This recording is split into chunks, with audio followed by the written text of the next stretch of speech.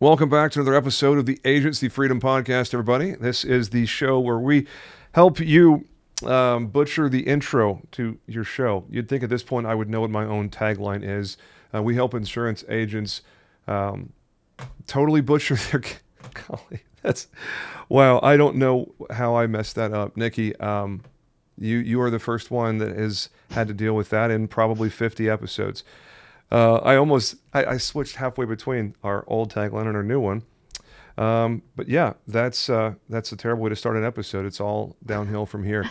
My guest for this episode that is off to a butchered start is a lady from the great state of Oklahoma, Owasso, Oklahoma. She is Niki Henley. Niki, thanks so much for being here. Yeah, for sure. Thanks for having me. You know, you and I have talked on Messenger a couple of times, and we've done the whole, hey, how's it going at conferences? We were trying to figure out before we started recording. But this is a little bit of a flying blind episode for me. So thank you for giving us some of your valuable time. I reached out to you because I've seen your name in groups and in the comment section, and you just seem to have a really good head on your shoulders. You have good points to make in these groups that you and I are both in. And I love having female representation on this podcast. I think it's something the industry can always get better at, inviting voices to the conversation, because you definitely have great stuff to contribute. So look forward to getting your take on the hard market, on the way things are going in Oklahoma as a cat-prone state. Very similar market conditions to how Texas is. Before we get into that stuff, I'd love to hear some backstory from you. And thank you to our viewers on our YouTube channel, trying to make sure that people know that these episodes are being broadcast in nice video as well as traditional audio on all the major podcasting platforms. So however you choose to watch, thank you for that. Niki, I'd love to get some bio from you. Feel free to share whatever part of your backstory you want to with us, whether it's family or history in the industry, how you got to insurance, other things you like to spend your time on, if there's any hobbies or interests that are really important to you in your life. Take us away. What do you want to share with us about Niki Henley? Sure. Well, I have been in the industry for about 10 years now. And I started out just as a team member at a AAA office. No idea what I was doing. I actually didn't even know what the job was. I thought I was signing up for the roadside, like helping people with roadside assistance with AAA. Oh, no. Oh, no. It took me a while to figure out what exactly was happening. And then I caught on pretty quickly. I have a pretty heavy sales background. I used to work infomercials before you could buy things on Amazon. Everybody bought stuff online, right? And so I would work overnight, working the phones. Anything you ordered online came to my phone, and I would sell that. So that was a very great way to learn sales on all kinds of products. It was fun and kind of led me in this direction. And then, so when I hit insurance, that was way easier to sell than the ab roller for sure. And so it just kind of came naturally to me when I started doing it. And I've worked at captive agencies and other independent agencies as a producer. And then I ended up at AAA as what they call a corporate agent. So I didn't own my own agency there, but I did run my own book. So I was employed by AAA. And very quickly I realized that corporate life isn't for me and I can do this better for my clients. And so I made the leap very quickly. I think I left, and within a month I had Extra Mile Insurance opened here in Owasso. Wow. So that's kind of my background on insurance. I'm a mom, a grandma. I have a blended family with 7 kids and 1 grandson, so pretty busy Wow. on that side. But I love insurance. It keeps me on my toes and wouldn't do anything else. There you go. When you have time to yourself, what do you like to indulge in as far as activities or hobbies or interests? I like to travel. My husband and I like to travel. He owns a business as well, so we're both pretty busy. And as we're kind of hitting that empty nest phase, we've both kind of focusing more on our businesses, which has kind of been fun because you focus on your kids so much. And so we're both kind of diving into our businesses at this time. And then when we're not hanging out with our kids, we're usually traveling. Hmm. what is the best place you've been to in the last, I don't know, 3, 4, 5 years? Obviously, I recognize a big chunk of that 5 years was taken up with COVID, so maybe not too much in the last five, but Well, and I guess it just depending on what kind of travel you're talking about. For hmm me, the best thing in the last 5 years that we've done is we went to a huge music festival in Delaware. We took a whole week off work and just spent 5 days of all kinds of music and bands, and it was the best thing ever. love it. And so I that was am a so fun. huge concert nut. I really Yeah, enjoy I am a good too. concert, almost any genre. I get enjoyment from a lot of different music. What genres were at this concert in Delaware, or festival Green in Day Delaware, I should was say? Green Day and Weezer were the headliners of them, but we saw Avril Oh, Lavigne and all cool. kinds of people. Yeah. And then I'm Nice. super excited because we're going to Billy Joel's last concert at Madison Square Garden in July. So Wow. his very last one. I'm super Oh excited about man. that. Yeah. That was a gift That's from my going to be husband. It was a something. surprise. Yeah. I'm, Huh. I'm so pumped. Wow. We got to see Billy in concert at Globe Life Field in Arlington Mm. 3 or 4 years ago, and he did not disappoint. Also, strangely enough, Weezer and Green Day and Fall Out Boy were touring together 2 summers ago, and they're going to be in Dallas again. I think probably Oklahoma City too, if I had to guess on their summer concert series. I get to see them in July. I mean, wow, what a great show that must have been up Yeah. in Delaware. That's awesome. Yeah. It was awesome. Cool. The the insurance game has so many different ways to play it. I love that you have a freedom jump story. I'd love to hear your exit. Like, what was it like when you made your freedom jump? A month turnaround is really impressive. That must have been a wild time when you make the decision to leave AAA and do your own thing and put all the pieces together and do it in a month. I don't know if anyone has ever done it that quickly who's been on this podcast. It took me roughly 6 months. I probably could have done it in 2 or 3. A lot of that 6 months was waiting, but a month to go from one career to another, that's nuts to think about. What was that process like for you? Yeah. It was pretty crazy. So I had started at AAA, just happened to start, and AAA is different clubs throughout the nation, and they're all not really associated with each other. So the Oklahoma club was merging with a club on the whole East Coast. The day that I started at AAA is the first day of the merger, so it just happened that I did not have any type of contract with them, no non-compete, no employee agreement, nothing, because HR was like, we don't know what to do because our old contracts aren't any good and we haven't got the new ones yet for the merger. Mm, We'll get back to you. Fast forward almost 3 years later, the merger is done now. It took over 2 years. And hey, everybody, we're having all agents now start signing new contracts. And so I knew that I had a choice at that moment to get out because, I never want to do anything unethical or try to, if I had a non-compete or something like that, I didn't want to violate anything like that. But I knew if I left before I signed an agreement, I would be free and clear to contact my customers if I wanted to, as long as, I already had previous relationships with them, of course, hmm and they could reach out to me and it would be no problem. So I just thought I need to do this now. That was at the beginning of December, and I knew nothing. And in the past, I had tried to get my own AAA office, and I just kind of felt like because I am a woman, I just kept getting passed up, even though my sales numbers were consistently top in the state. Hmm. And so they just would not give me the opportunity. So it just gave me the motivation to make the jump and just started researching very quickly, how the heck do I do this? And I just thought, you know what? I just need a laptop and a phone. I already had relationships with the marketing reps because I had been selling AAA in Oklahoma. They are able to sell kind of like independent. So I already knew all the reps and I knew they knew my abilities. And I thought if I could just get a couple contracts, I could just hit the ground running. And so Mm. I ended up hooking up with a cluster group that is more of just more for profit sharing and things like that. It's not like any long-term contract. And they were able to help me get not only the ones I knew, but a couple other carriers I needed pretty quickly. And I had I'm very heavy real estate and I have a lot of professional referrals. And so one of my mortgage referrals let me office out of the mortgage company when I first opened. They just gave me an office for free. They were already using me.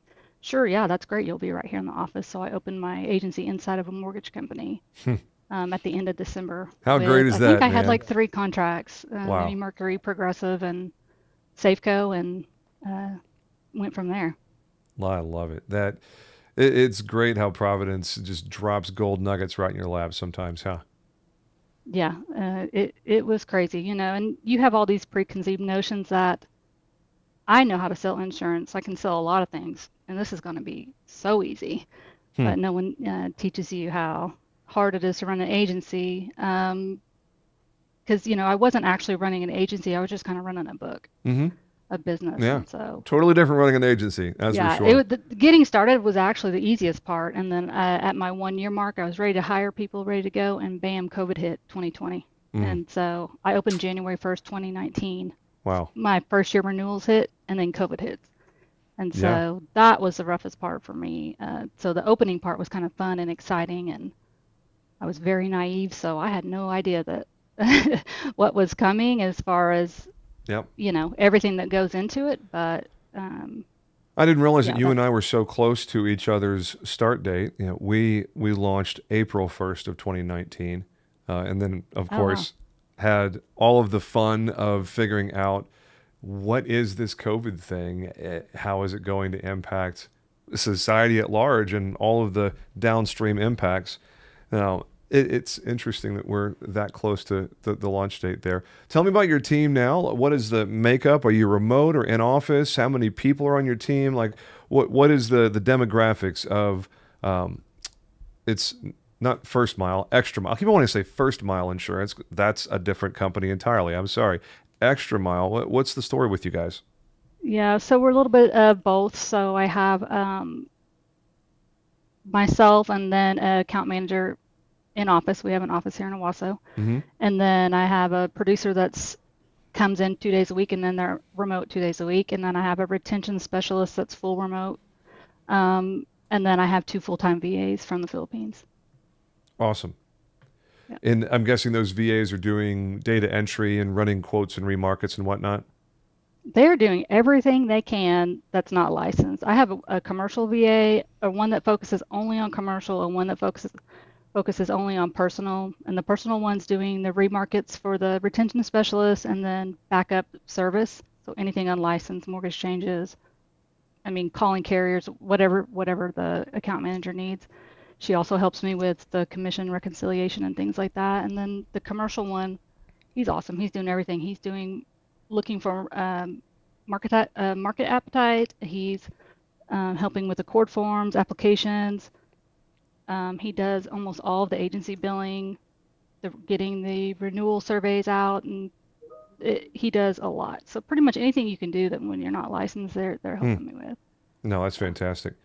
What is the Nikki Henley superpower? If you boil it down to maybe one or two things that you feel like you are just way above average at, maybe even best in class in your market, what would be one or two things that you're just pristine with? I think one of the big things is I'm really kind of ahead of the game on social media, video, that type of thing. I was already doing video quoting way before COVID, pretty early adopter, I would say. And that stuff kind of comes pretty natural to me.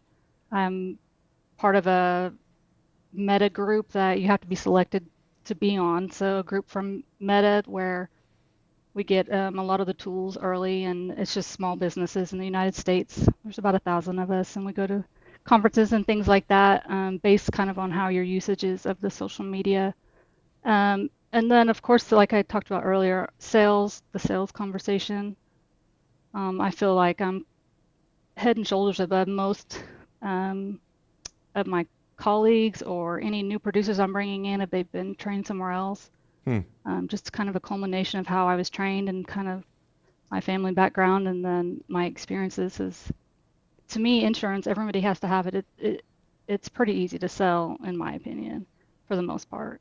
Yeah, it really is.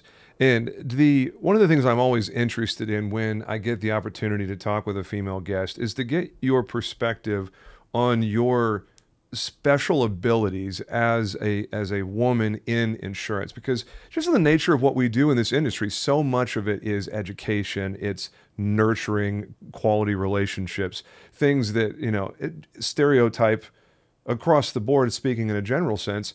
Women have a big advantage over most men in educating and in nurturing. It's inherent to the feminine mystique. How have you found success in taking full advantage of your experience as a mom, of raising a family, and doing all of the things of a more feminine kind of for lack of a better term, abilities in a marketplace that is so many generic, forgettable men in the marketplace? So I'm a little bit different probably than most women because I don't think anyone has ever described me as nurturing or that Okay. type of lovey-dovey. I used to people, some of my friends tease me. It's like, you're the nicest person I know. I am very nice, but I am very direct, and Mm-hmm. my brain and the way I function is more like a man that you would see in the insurance industry. And I think that's worked to my advantage because most people, when they hear that I'm the owner or they're talking to me, they're expecting me to be a little bit weaker, not be as strong or direct or give them any pushback. And they know pretty quickly when they're talking to me that I know what I'm talking about, that I'm the expert, and they listen pretty quickly. And I don't know if it's a result of having to kind of put that up early on to compete with the men, Mm-hmm. because there's a lot of people that will run you over if they feel like, you Yep.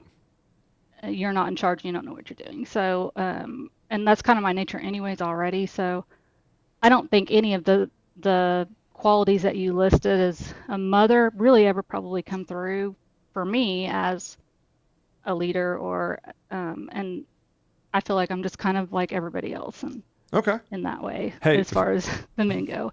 And that works to my advantage because they're not expecting it. They are expecting me to be a little bit more, I don't know what the word would be, nurturing maybe. yeah. I don't know, soft in Yeah. I don't mean that in any sort of negative connotation.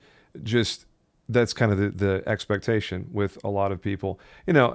David Carruthers is a good friend of mine, and he and I feel we've had a lot of conversations on this topic of how important it is to increase representation for female professionals in the industry and to make sure that women are invited to the conversation and get to have a voice and contribute in meaningful ways. Um, and now that I reflect on the other women that have been guests on this podcast, so many of them would probably self-identify in similar ways that you have, of being perhaps more direct and more assertive in the ways that they carry themselves and run their businesses. Um, Now that I'm running down the roster in my head, Yeah, maybe close especially to all of them. especially owners, you almost have to have that Yeah, tenacity and those type of things to be able to, run this type of business anyways, and then also to compete with our male counterparts. yeah. Um, and I don't think anybody's putting it on falsely. I just think that's a personality trait that is shown in most female owners that I know that are really strong and the ones that I'm drawn to. Hmm. One of the things that we talked about, just to shift a subject just a little bit here, before we started recording, I just said, "Hey, what do you want to talk about in this episode?" And you said mindset was something that you were really curious about and interested in, especially in the context of the hard market that we're experiencing across the country. Basically, everybody is dealing with the hard market, every line of business, every market. What is it about your mindset, your ability to be mentally resilient, that is an advantage for you and your team?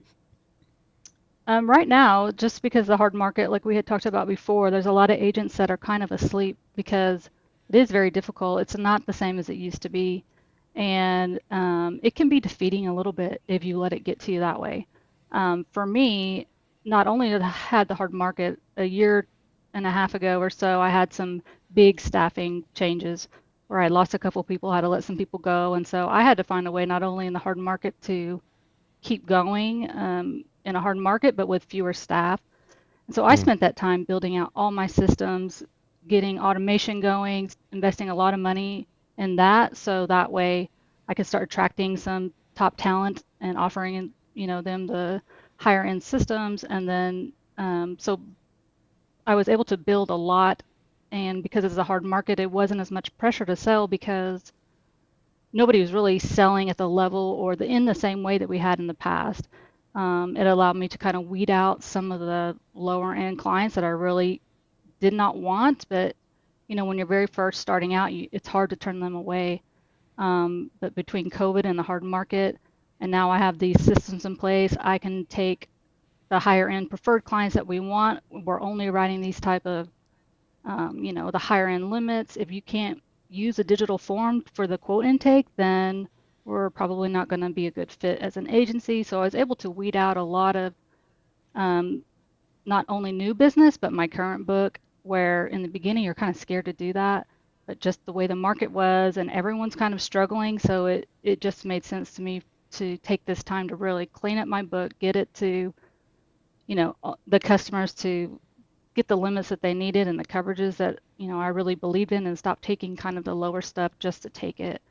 And then as far as the rest of it, it allowed me to kind of start, it just kind of gives you time, I think, because the market before, the pressure on the sales side, everybody was kind of, if you either had to be a good marketing person, if you're a good marketing person, a good networking person, then you could sell all day long, all night long with your eyes closed, right? But now it doesn't matter really how good you can market. You have to have the knowledge and the correct markets in your area for the type of clients you want. It's completely different. It's not just about getting on social media and connecting anymore. It's about being an expert in your field. And so I've been trying to hone my skills a little bit on that, get the carriers that I want, and kind of get my book in line with those carriers. So that's kind of what I've been doing. And I feel like a lot of people are just complaining and not really doing much. Well, that's what so many of these groups on social media and Facebook have devolved in. I think the lowest common denominator is lower now than it was a couple of years ago. One of the things that you and I were talking about right before we started recording was this idea that, historically, the barrier to entry in the insurance industry has been pretty low. If you can fog a mirror and pass a licensing exam, then you can call yourself an insurance agent. And I think we can all agree that it is not nearly as easy now to get into this industry as it used to be. And I don't necessarily think that's a bad thing. From the nodding of your head earlier, I know that you and I probably agree there. What do you think the path forward looks like? What is the bar? What is the benchmark as we advance into 2024 and beyond? What's required for people to be successful in this industry now, with the way things are, with distribution much more complicated than it's ever been before, with embedded and direct solutions and insurtech and big national brokers consolidating distributions, kind of the Wild West? How do people succeed, in your opinion? I think education is the biggest thing. If you're willing to learn and really become an expert in whatever type of insurance you're wanting to do, that's going to make a big difference. Like I said, you're not going to be able to come in and sell insurance just because you're a slick salesman. You sold other things before. It's just not going to work like that. You're going to have to really take time to learn the markets and learn the skill of selling insurance. And I think education is probably going to be a big thing. And it's also going to be experience. It's going to take some time. You're not going to be able to jump from a car salesman to owning an insurance agency like you could before. You're going to have to know what you're doing before you can even get there, maybe by working in an agency first or something. In your experience, what's a great place to start with advanced education? Is there a discipline, a certification, or a designation that you are fond of? So I am working on my own CIC right now, and I think that's great if you've already been in the industry. You need to have a little bit more advanced to just can't really start there if you haven't done it before. I think so many people pass up the opportunities that the carriers do offer. There is so much learning available from the insurance companies themselves on products, on markets, and then so if you're starting out from nothing, I would start there, and you can, and then once you kind of get an understanding of what insurance is, and then I would start trying to get your CIC or CISR or something like that, Hmm. depending on what role you're in. Which So of I the don't think the carrier designation programs? Excel. Sorry, go ahead. Oh, I was just saying, so the reason why I don't like saying the CIC first, because I feel like it's kind of like a doctor. You have to have the book smart and you have to have the residency too. You can't just have one or the other. So if someone has their CIC, they have no idea how it really even works in a real agency setting. And the same thing is if you only have the agency setting information, you really don't have the hard knowledge behind it to really know insurance. And that's kind of what I tell people who are going from captive is, you know, your underwriting guidelines for your carrier, and you've never been exposed to what insurance really is as a whole, where my agents here, I'm like, you have to know insurance for our state, and you have to know the rules for our state.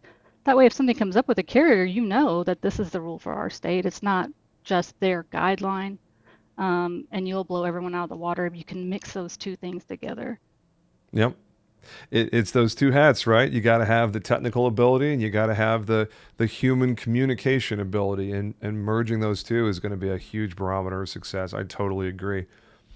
Now, as we move on into the rest of this year, it is the leap day right now, once every 4 years, February 29th, as we record this thing.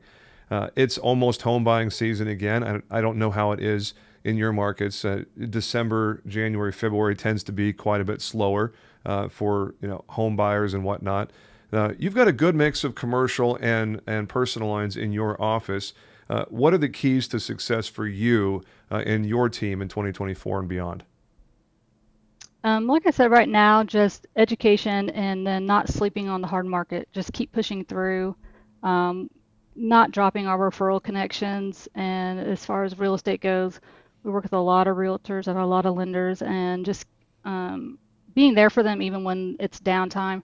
Right now, we're struggling a lot with the wind in Oklahoma. We have a big wind hail deductible. I'm not sure about Texas. I'm sure they do too. But like travelers Hmm. just went up to 3% required wind and hail. Yep. Well, I'm a realtor as well, and so we know that there's federal guidelines on these type of loans. And so if someone is getting a VA or an RD loan, they have to have a 1% deductible. So that is cutting them out of some of our main carriers. And as we know, the carriers are dwindling, dwindling, dwindling. Oh So yeah. a lot of it is about knowing that. And so whenever you get a lead from a lender and they have an RD loan, to know, not wasting your time in travelers, because you're going to send that to the lender and it's going to end up causing problems in the closing. Hmm. And so just really educating yourself in your niche and what you're doing and knowing that kind of stuff will really set you apart. And that's kind of what we've been doing here. Well, speaking of set you apart, I love how you waited until minute 27 of this interview to drop the nugget that you are a licensed realtor. That is a secret weapon in a lot of circles, I would imagine, when you're talking to someone in the real estate world, because you quite literally speak their language. You hold a similar certification as many of these folks. That's kudos. Bravo. I love that. Thanks. My producer too is a realtor as well. So that's kind of powerhouse here Well, for I that guess that answers niche. kind of a big part of my next question is so many people are leaning on the real estate agent, the loan officer, the title rep for those quality referrals. How do you jump out in that regard? How do you step out from all of the other agents that are just incessantly begging for referrals and not really offering anything of unique value? What's your way to put that hook in their mouth? A lot of it is just consistency of saying in front of them. And it's not, we don't bring donuts. We don't do hardly any Thank you. I'm not out. No, we don't do donuts, and we don't pay referral fees. We're not paying people to refer to us at all. Mm-mm. No. Because I feel like that they're referring for the money, and then they're referring to lots of other agents for the money too. So it lessens the value.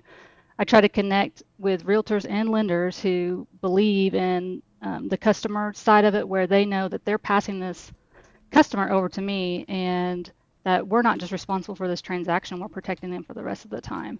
And I was really able to hone in on what lenders want when I was working in that mortgage company. And we had, just for an example, insurance agents were coming to the mortgage company every day. And they would come by my office and they would never ask my name. They didn't ask what I did. They would come in, give me a coffee gift card. Great to know you. I'm with AAA or State Farm. Give me a call if you need anything. And they had no idea that they're handing another insurance agent the cards. So, That's when you chunk their business card in the trash and say, thanks for the Starbucks. yeah, yeah, exactly. And I was, the other thing I was able to do was the lenders were like, hey, I got a better rate because, they're not just giving them to me. They're um, letting their clients pick other agents too, but they usually end up going with us anyways. And I'm able to look at the quotes they're getting, and I'm like, this is not insured properly. They're saying the house is brick and it's wood. They don't have extended replacement costs or water backup on here, and that is why it's lower. And if you'll let me talk to the client, I can explain that to them. And then if they want us to take it off, which they never do once you explain it, then we can get the rate even lower than the quote they have, but we're not going to give a subpar quote. And so once you can kind of convey how you operate to the lenders, if you're working with the right kind of lenders, they'll get it.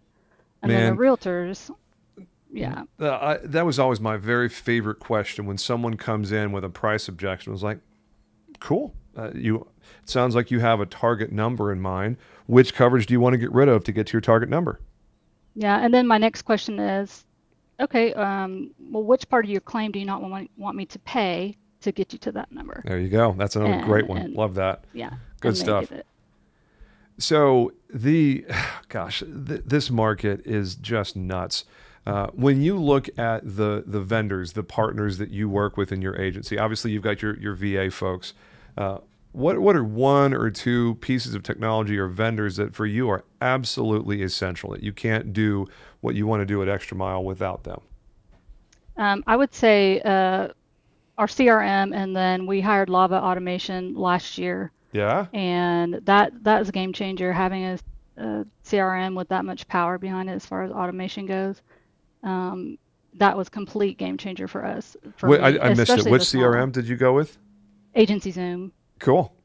and then with Lava Automation. Man, I'm telling you, Austin is an absolute wizard. I am so impressed with him. No, Yeah, and I actually just called it. I had met him in Tennessee at the conference, and I didn't even really talk to him about his business at that time. It was just more of kind of a social interaction. But I had kind of heard about what he can do. And when I had lost, I think I lost 3 staff in the same month. mm, I just reached out and was like, hey, I know you do automations. I lost a staff. What can you do to help me run my agency with less staff? And so then we kind of worked it out. And so it definitely was a game changer. man, I love that was your approach. And one of the things when I talk to people is I got lots of agents ask questions about whatever they're dealing with, and the idea of thinking of these tech platforms like Lava Automation, like Stackwise with Casey Nelson, like Mark Bailey has an agency Zoom coaching thing. Thinking of these tech platforms as payroll, like if you think of them in terms of Yeah. team member, it's so much easier to wrap your head around.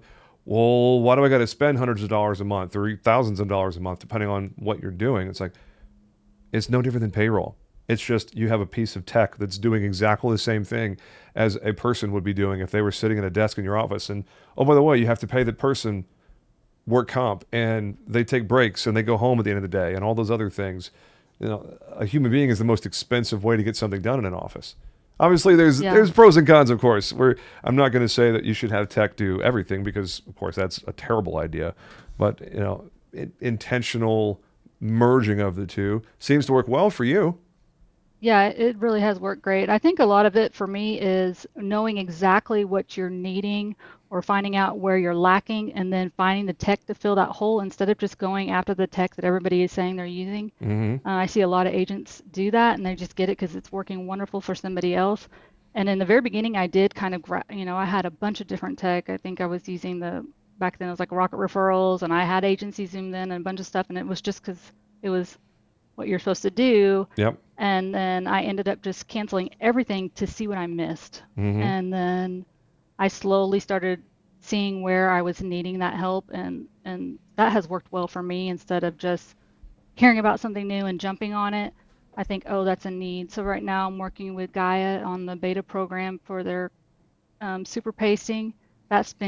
We've only been on there for a couple weeks, and it's been game changer. But I approached them because that is one thing that we're struggling with in our agency because we don't have that many producers is the time that it takes to quote a personal lines quote in the hard market. Mm-hmm. Because it's not the old days where you can run in the rater and you're getting 6 rates. You run in the rater and you're lucky to get one. So now how are we pushing that data from system to system? Yep. And I heard about that technology and jumped on really quick to try to adopt that. So that's my advice to any agents is to find out where your pain points are and then go seek something that can fix that. Yeah, I'm And reminded the of technology will a work for you. conversation that I had with Nick Ayers, the CMO of Better Agency, on LinkedIn a week or so ago. And he was talking specifically about AI with the comment. He said, answering a question one of his agents over there posed to him about AI and installing it in their agency and whether they should or not. And Nick's response was, you absolutely should not consider installing AI in your agency until you know what problems you're trying to solve. And then take those problems and try to feed them to AI to see what can be done. It sounds like that's precisely what you did with Gaia, which is on the bleeding edge of innovation. They're doing some very cool stuff over there. Really excited to see where that goes in the next year or two. I unfortunately, we run at a velocity at Riskwell that I don't have the ability to take a flyer on some of these super early technologies and participate in what amounts to basically beta testing of innovations. I'd love to get your feedback on that offline later, if you don't mind sharing kind of what you love and what you don't love. Because the innovator in me wants to sign up for everything and get a demo from everything and figure out what fits and what doesn't. But obviously at this point in the life stage of our agency, I have to be really selective with what I allow to have, brain cycles. So your perspective there would be wonderful. We can connect later. Yeah, it really just came from I have a pipeline full of leads that aren't getting worked because of time. That's terrifying. And we can either hire another agent and the time it takes to train and the turnaround and if they stay, or we can bring on some technologies that can help us work through the pipeline faster. I'd rather do that first and see if that works before we start hiring to fill that. So as we look to land the plane here, I promised you around 35 minutes or so. Is there anything that we haven't talked about that you wanted to today? I don't think so. We touched a lot of different areas for sure. We crammed a lot into 37 minutes, didn't we, Niki? Yeah, we definitely did for sure. Awesome. Well, hey, how do people get a hold of you if they want to talk to a super direct and assertive lady who gets stuff done in Owasso, Oklahoma? What's the best way to connect with you? They could look me up on any social media. Very easy to find. Just type in Niki Henley on any of those. Now, right now you may get Niki Haley pop up in your searches if you try to search for me, the presidential candidate. I'm not that. You mean you're not running for president? No, but my customers are getting very confused by her text messages and they're thinking that they're from me and they're asking me if they should click them. And I'm like, well, if you want to vote for her, then you might want to check out her text messages, but those are not from me. Yeah, I mean, former ambassador to the UN, seems to have a good head on her shoulders. I mean, sure, a lot of people might be considering voting for her. This is about the last podcast on Earth we'll be talking about political stuff.